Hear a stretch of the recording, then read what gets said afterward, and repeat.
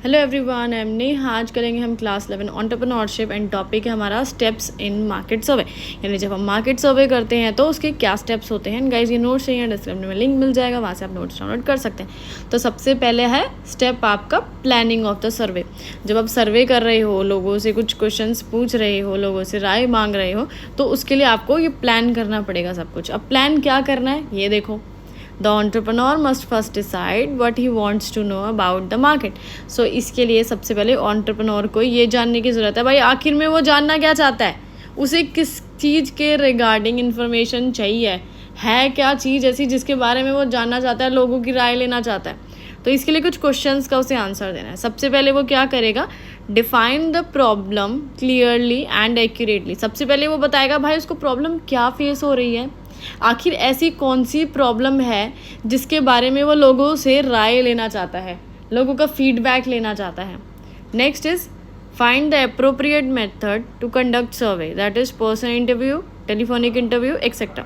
फिर वो मेथड ढूंढेगा, भाई मैं सर्वे कैसे करूं, मैं पर्सनली लोगों का इंटरव्यू लेने जाऊँ या टेलीफोन पे लोगों से बात करूं, मैं कैसे लोगों से क्वेश्चंस पूछूं, कैसे उनका फीडबैक लूँ। Decide the area and extent of the study.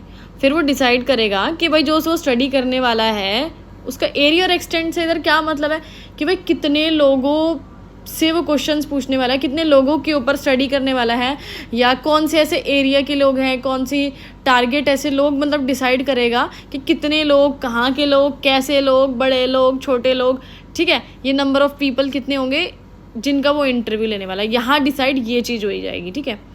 Next है डेवलप क्वेश्चनरी। अब एक क्वेश्चनरी बनाएगा। क्वेश्चनरी का मतलब है सेट ऑफ क्वेश्चंस, यानी बहुत सारे क्वेश्चंस वो लिखेगा, वो क्वेश्चंस जिसके आंसर्स वो लोगों से पूछना चाहता है।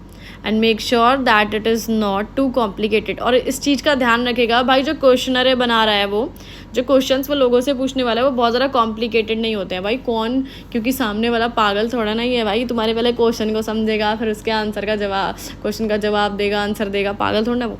अप्रोप्रिएटली वर्डेड का मतलब है भाई वर्ड्स इतने ज़्यादा डिफिकल्ट नहीं होने चाहिए, ग्रामेटिकल मिस्टेक नहीं होनी चाहिए भाई। वही बात है, एक तो लोगों से तुम सवाल पूछ रहे हो, उनका टाइम वेस्ट कर रहे हो, और फिर ऊपर से उनसे एक्सपेक्ट करते हो कि आपको वो करेक्ट करेंगे, आपके क्वेश्चन को भी सही करेंगे, ऐसा नहीं होना चाहिए। Next is field work. Field work का क्या मतलब है, field work means actually going out and collecting information from the respondent. तो फील्ड वर्क का मतलब है भाई सच में खुद रियली उठ के जाओ, लोगों से सवाल पूछो, उनसे इन्फॉर्मेशन कलेक्ट करो। और ये लोग कौन होंगे, respondents.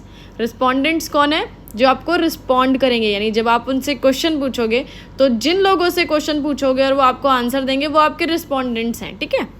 For an effective field work an entrepreneur must ensure that. अब ये फील्ड वर्क का काम अच्छा सा हो, अच्छे से सारे क्वेश्चन पूछे जाएँ सबके से, इसके लिए क्या होना जरूरी है वो हम पढ़ते हैं। तो सबसे पहली चीज़ है investigators for field work are scientifically recruited और properly trained for the work. भाई जो इन्वेस्टिगेटर्स आप चूज़ करोगे, जिन लोगों को आप फील्ड वर्क के लिए भेजोगे, लोगों से क्वेश्चन पूछने के लिए भेजोगे, उनको भाई ढंग से रिक्रूट करना है। ऐसे नहीं मुंह उठा के किसी को भी नौकरी पे रख लिया और भाई चलो जाओ ये क्वेश्चन का पर्चा पकड़ो और लोगों से पूछ के आओ। उनको प्रॉपर ट्रेनिंग देनी है। अब पता लगे किसी आदमी को ऐसे ही चूज़ कर लिया, पढ़ा लिखा नहीं है, गया और ये क्वेश्चन थमा दिया, बोला अरे मेरे को इंग्लिश नहीं आती, खुद पढ़ो इनके क्वेश्चन और खुद आंसर दे दो मेरे को, तो आगे जमा करवाने अपने साहब को। ऐसे नहीं होना है, ठीक है। It is properly supervise. भाई सुपरवाइज करना भी ज़रूरी है कि जो इन्वेस्टिगेटर है अपना काम ठीक से कर भी रहे हैं या फिर ऐसे ही मस्ती मार रहे हैं, घूम रहे हैं, फिर रहे हैं। Responses are honestly and accurately recorded. भाई जब लोग आपको रिस्पॉन्स देंगे, यानी जो आंसर देंगे आपको, वो पूरी ईमानदारी के साथ और करेक्ट रिकॉर्ड करने हैं। ऐसे नहीं है लोग कुछ बोल रहे हैं तुम कुछ लिख रहे हो, या लोग जवाब ही नहीं दे रहे हैं तुम अपनी तरफ से आंसर लिखे जा रहे हो, एक कॉपी में दे देना अपनी मर्जी से कुछ आंसर लिख दिए, ऐसा सब नहीं होना चाहिए। Next is analysis and interpretation of data. यानी जो भी डाटा आपने अब कलेक्ट किया है अभी तक, जो आपके इन्वेस्टिगेटर्स ने, उसको पूरा एनालाइज करोगे, इवैल्यूएट करोगे, उसको अच्छे से स्टडी करोगे, पढ़ोगे, ठीक है। To analyse and interpret data entrepreneur must ensure that. भाई अब ये एनालाइज करने के लिए, डाटा को इंटरप्रेट करने के लिए आपको किस चीज़ का ध्यान रखना है, डाटा प्रॉपर एडिटेड हो, ठीक है, टेबुलेटेड, प्रोसेस्ड एंड इंटरप्रेटेड हो, ठीक है। भाई प्रॉपर टेबल्स वगैरह में या ग्राफ की फॉर्म में जो भी है ये सब बनाना है। Statistical analysis and interpretations are recorded. जो भी आप एनालाइज करोगे, इंटरप्रिटेशन करोगे, इवैल्यूएशन करोगे, जो भी करोगे सारी चीज़ें लिखती जानी है साथ साथ। ये नहीं कि हमने दिमाग में कर लिया और फिर कल सुबह उठे आँख खुली अरे मैं तो भूल गया मैंने सब क्या पढ़ा था क्या नहीं पढ़ा था, मेरे क्या समझ आया था। ठीक है, सारी चीज़ साथ में रिकॉर्ड करते रहो आपके जो समझ में आ रही है। Next is record making. अब देखो यहाँ पे ये क्या बोल रहा है, यहाँ पे रिपोर्ट मेकिंग आएगा। In this step the findings are summarised and recommendation are made.